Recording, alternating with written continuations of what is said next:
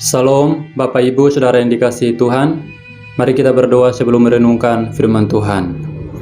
Bapa dalam kerajaan surga, kami bersyukur kepadamu oleh karena perkenanan Tuhan dalam hidup kami masih ada sampai hari ini. Kami akan membaca dan merenungkan firman-Mu, yang olehnya kami mendapat kekuatan baru dalam menjalani hari-hari hidup kami, yang olehnya kami mengerti kehendak Allah.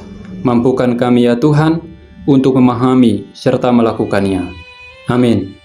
Firman Tuhan kita akan membaca dari Kejadian pasal 50 ayat 20. Memang kamu telah mereka-rekakan yang jahat terhadap aku, tetapi Allah telah mereka-rekakannya untuk kebaikan, dengan maksud melakukan seperti yang terjadi sekarang ini, yakni memelihara hidup suatu bangsa yang besar.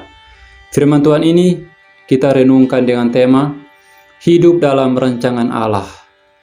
Bapak Ibu Saudara yang dikasihi Tuhan, Tuhan merancangkan segala sesuatu dalam hidup kita hanya untuk kemuliaan-Nya.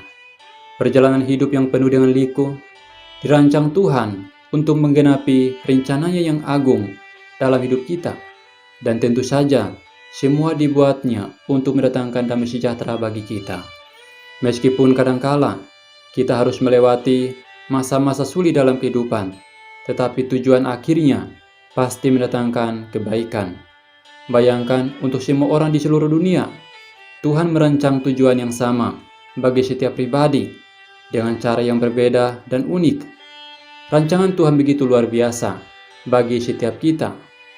Kejadian pasal 39 ayat 2-3 mencatat tentang seorang yang bernama Yusuf. Yusuf adalah seorang yang selalu berhasil dan berhasil dalam segala sesuatu. Pada umumnya, seorang dapat berhasil dalam satu atau dua kesempatan atau dalam pekerjaan tertentu. Tetapi Yusuf berhasil dalam setiap kesempatan dan segala bentuk pekerjaan. Bahkan rancangan Allah baginya tergenapi selama ia hidup di dunia. Apa yang menjadi rahasia keberhasilan Yusuf? Diawali dengan kehidupan Yusuf sebagai seorang anak muda yang rajin. Terdapat dalam Kejadian pasal 37 ayat 2. Di sana dikatakan, jadi masih muda dan biasa menggembalakan kambing domba. Yusuf pun tidak pernah kompromi dengan dosa. Hal ini nampak jelas melalui sikapnya yang selalu menyampaikan kabar tentang kejahatan saudara-saudaranya kepada ayahnya. Hingga ia berada di Mesir, rumah Potifar. Kejadian pasal 39 ayat 11. Yusuf tidak mengambil kesempatan untuk berbuat dosa, padahal dicatat bahwa tidak ada orang di rumah itu. Yusuf memilih untuk taat kepada Tuhan, meski harus menanggung risiko di penjara karena fitnahan istri Potifar. Yusuf adalah seorang yang visioner. Tuhan menyatakan rencananya kepada Yusuf melalui mimpi dan juga hal-hal yang terjadi di masa yang akan datang berkaitan dengan dirinya. Ia menyadari bahwa Allah merencanakannya untuk menjadi seorang pemimpin yang besar. Sehingga sumur, siksaan saudara-saudaranya, fitnahan istri Potifar, dan penjara sekalipun tetap dipandangnya sebagai jalan-jalan Tuhan untuk menggenapi visinya. Visi ini hanya diberikan kepada pribadi yang bergaul erat, bergaul karib dengan Tuhan. Dan akibatnya, setelah Yusuf menangkap visi dari Tuhan, segenap hidupnya diarahkan untuk visi itu. Ia bahkan dapat berpikir secara positif untuk semua hal yang terjadi dalam hidupnya, baik berkaitan dengan siksaan dari saudara-saudaranya, berkaitan dengan hinaan Potifar, dan juga penjara. Ia melihat semuanya itu sebagai rancangan Tuhan bagi dirinya untuk menggenapi visi Tuhan. Ketika ciptaan apapun memenuhi tujuan penciptanya, kita yang adalah ciptaan memenuhi tujuan Sang Pencipta, maka itu mendatangkan kemuliaan bagi Tuhan.